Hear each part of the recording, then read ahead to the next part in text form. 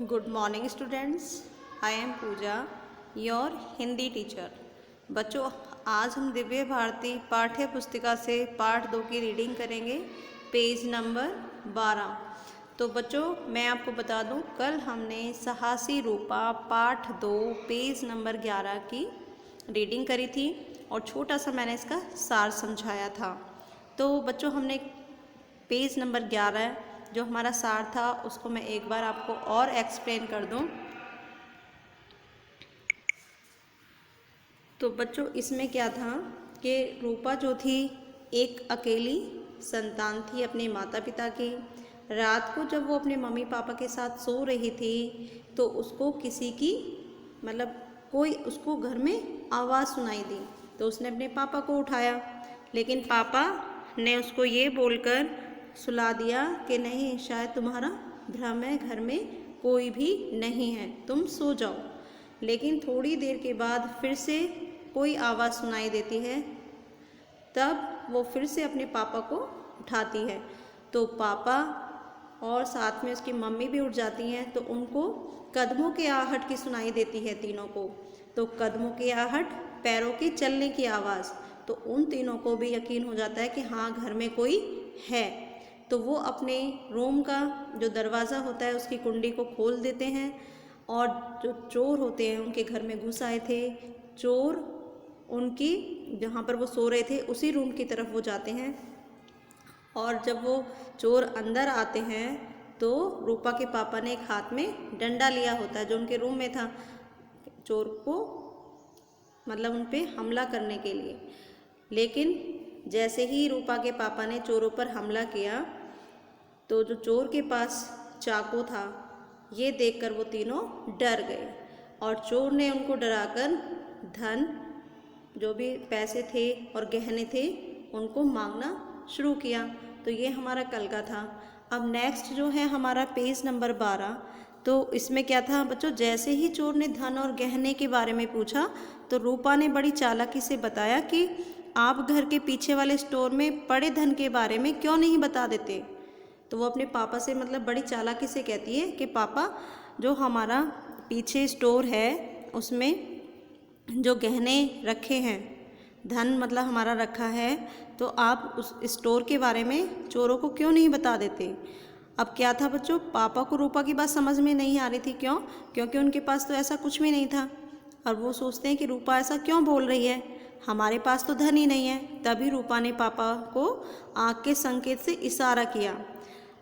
तो जो उसके पापा हैं वो कहते हैं कि हाँ हाँ, मुझे सब कुछ समझ आ गया, मैं पीछे वाले स्टोर में लेकर चलता हूँ, अलमारी में रखा हुआ धन है वो आप ले सकते हो।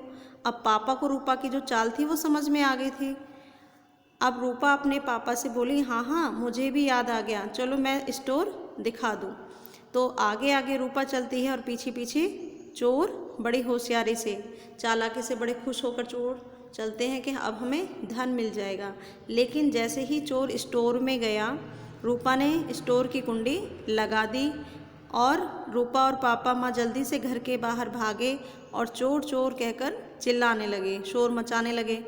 तभी किसी ने पुलिस को फ़ोन कर दिया। पुलिस आई और चोर को गिरफ्तार पकड़कर ले गई।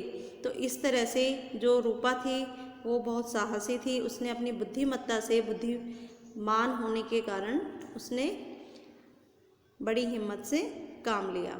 तो बच्चों, ये हमारा छोटा सा सार, छोटी सी कहानी औरल जो आपको समझ में आ गई होगी।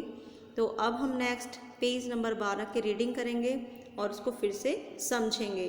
तो शुरू करें।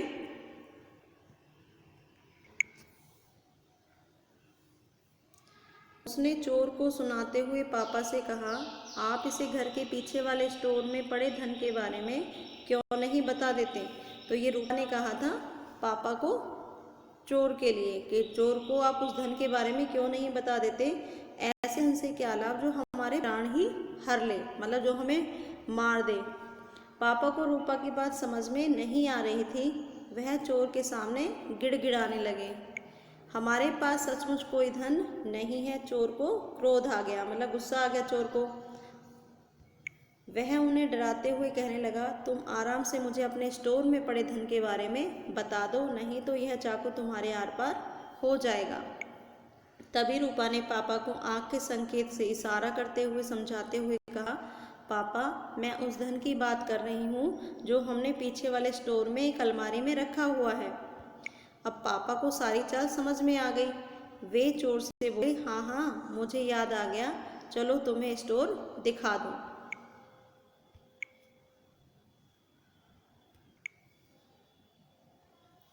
यह सुनकर चोर बहुत प्रसन्न हुआ।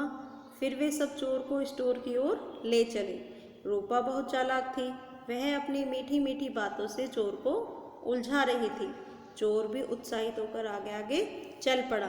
बच्चों, उत्साहित होता है जोश, जोश में आगे आगे चल पड़ा। अब देखो बच्चों, जैसे ही उसने स्टोर में प्रवेश किया, किसने? चोर ने।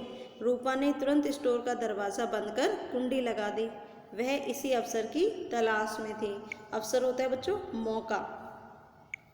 रूपा, पापा और माँ जल्दी से घर के बाहर भागे और चोर चोर का शोर मचाने लगे।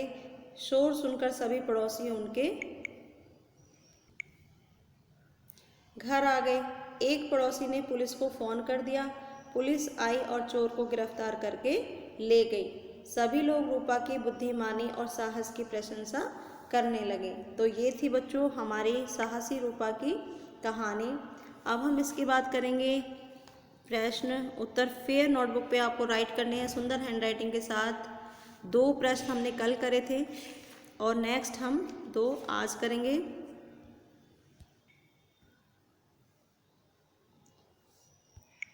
रूपा और उसके माता पिता भयभीत क्यों हो गए? क्यों हो गए थे बच्चों? चोर के हाथ में चाकू देखकर रूपा और उसके माता पिता भयभीत हो गए। पापा को कौन सी चाल समझ में आ गई? रूपा की चोर को स्टोर रूम में बंद करने की चाल समझ में आ गई। ठीक है बच्चों, तो ये हमारे प्रश्न उत्तर थे। अब करेंगे हम अभ्यास कार्य।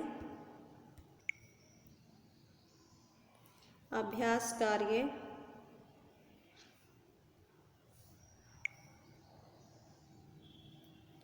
किसने किससे कहा? किसने कहा? किससे कहा? वाक्य, नहीं यह तुम्हारा भ्रम है। पापा ने रूपा से कहा, हमारे पास सचमुच कोई धन नहीं है। पापा ने चोर से कहा, ऐसे धन से क्या लाभ जो हमारे प्राण ही हर ले।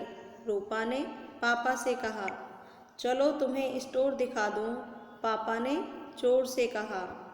सही उत्तर के सामने सही का निशान लगाइए। सब सावधान कब हो गए? दरवाजे की थपथपाहट सुनकर, कदमों की आहट सुनकर, अलमारी खुलने की आवाज़ सुनकर। तो ये है हमारा आंसर, कदमों की आहट सुनकर। नेक्स्ट है आपका, चोर ने चाकू दिखाकर क्या मांगा? कपड़े और सोना, धन और कपड़े, धन और गहने। आंसर है आपका धन और गहने। तो ये आपका अभ्यास कार्य है। आपको सुंदर हैंडराइटिंग में बुक में ही, जो आपकी दिव्य भारती बुक है उसमें ही राइट करना है।